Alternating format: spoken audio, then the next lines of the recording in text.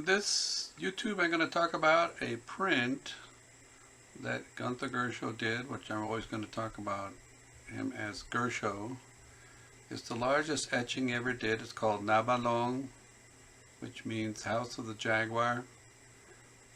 That's just the title he put on it.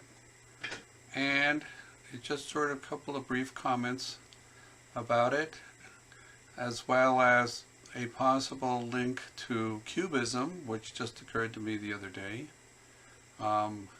So first going to start by looking at the print itself. Okay, so this is what the print is. It's, I said Na Bolom.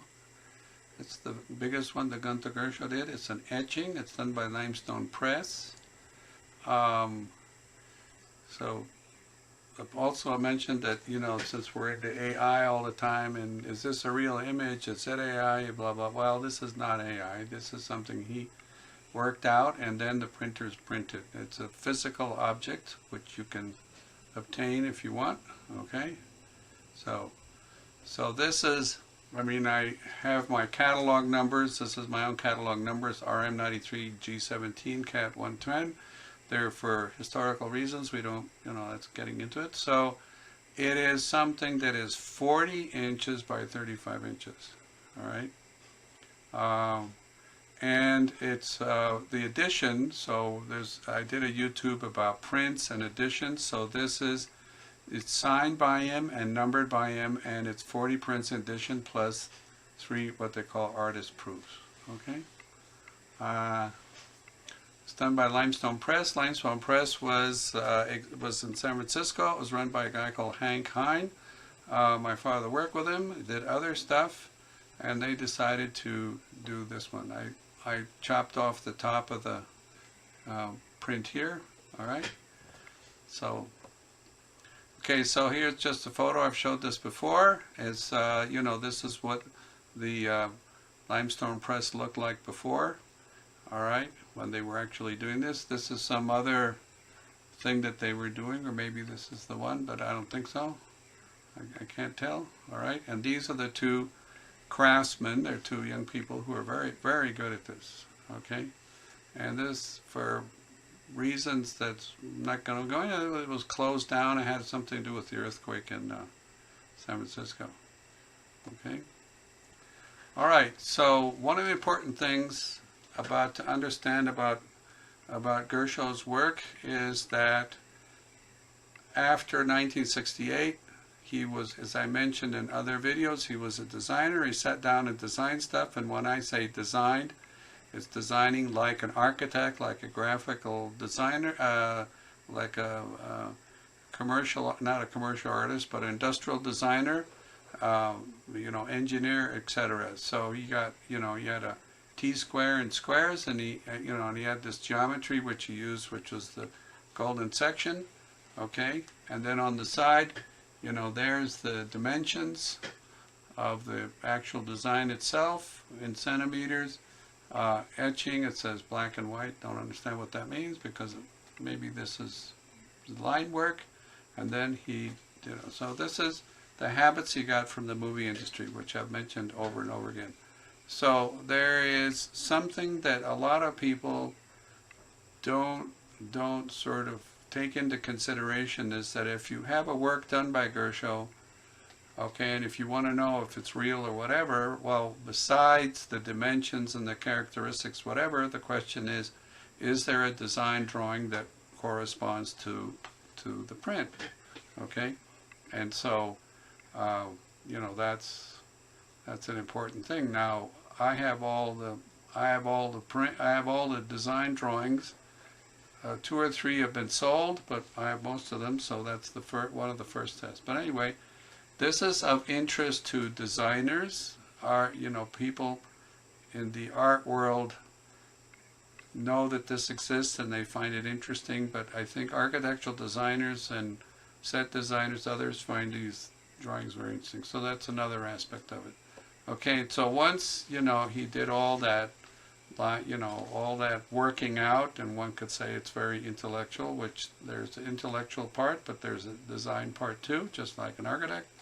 So then he puts a, you know, a transparent sheet over and then trace it with ink using a rapidograph. Okay, if I remember correctly, I introduced him to rapidographs, and he really liked them. So here it's in, he repeats the same thing. It was done in 93, and then underneath it says SF, means San Francisco. All right.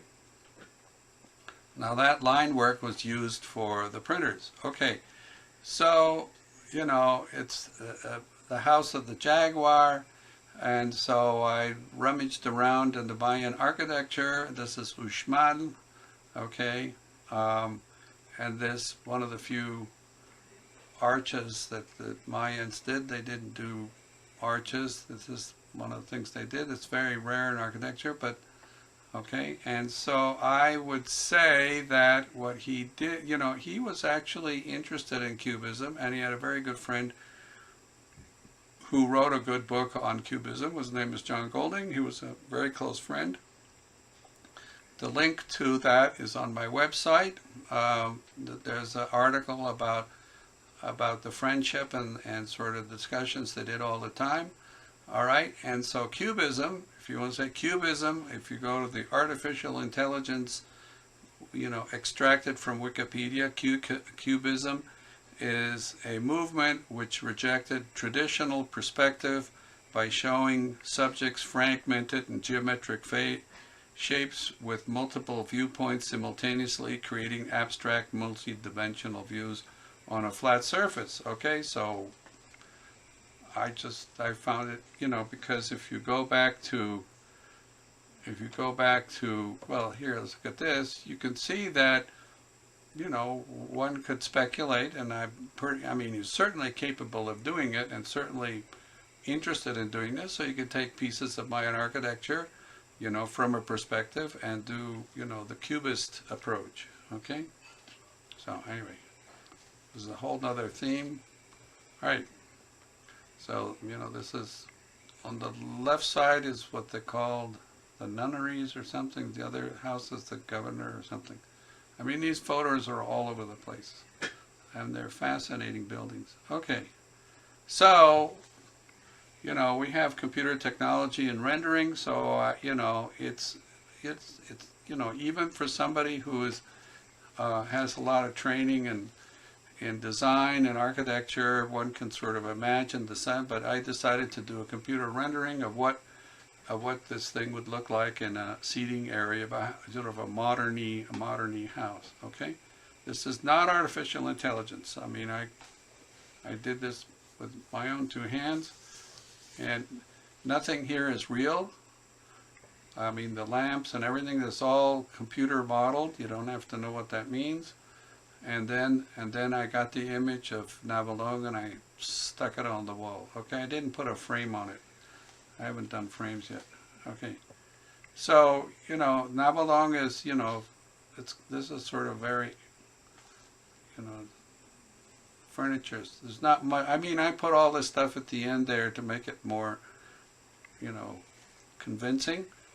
You know, you have your palm tree and you have your coffee table and your lamps, etc. But the rest of the house, which I got for free from the internet, okay, doesn't have much else except this giant dining room area. But you can see that the print has, you know, can be appreciated from long distance because of its size.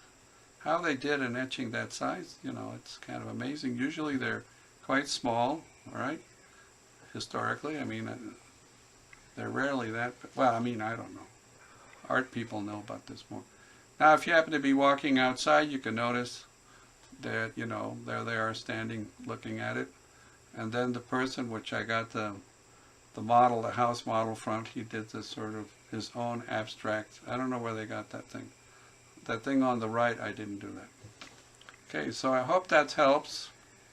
I posted more information about Na Bolom. I have still a piece available. www.gunthergerzso.com. Okay, it's a link at the bottom. Okay, thank you.